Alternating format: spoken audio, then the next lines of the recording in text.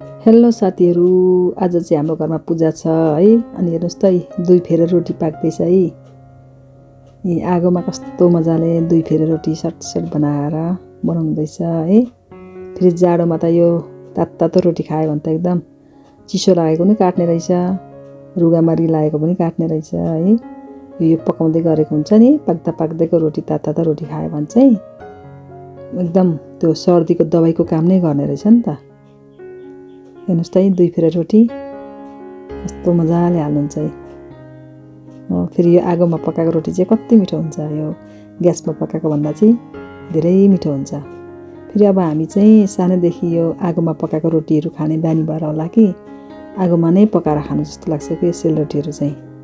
यसरी मजाले आगो बाल्यो हो, जाडोमा त सन्चाउँछ। यहाँ हेर्नुहोस् त कति मजाको छ है, मुखमा पानी नै आयो होला है, कस्तो मजाको छ। खाउँ परेको रोटी चाहिँ अर्को साथीले हाल्नुहुन्छ। हेर्नुहोस् त देब्रे हातले कति मजाले हालेको, दुई फेर रोटी सटसट घुमाएर है। हेर्नुहोस् त देख्दै खाउँ परेको रोटी मजाले, आगो पनि कस्तो मजाले बलिरहेछ। हेर्नुहोस् त साथीहरू, हाम्रोतिर त यसरी दुई फन्के रोटी पकाइन्छ। तपाईँहरूकोतिर कस्तो पाक्छ कमेन्ट गर्नुहोस् ल। अनि सेलरोटी कसलाई मनपर्छ लेख्नु होला है। यसरी पाक्दै गरेको रोटी देख्दा त कति खाउँ लाग्छ है। कस्तो मजाले आगो पनि कति मजाले बलेको छ। अब बेलुकाको भजन पनि सुन्नुहोस् ल।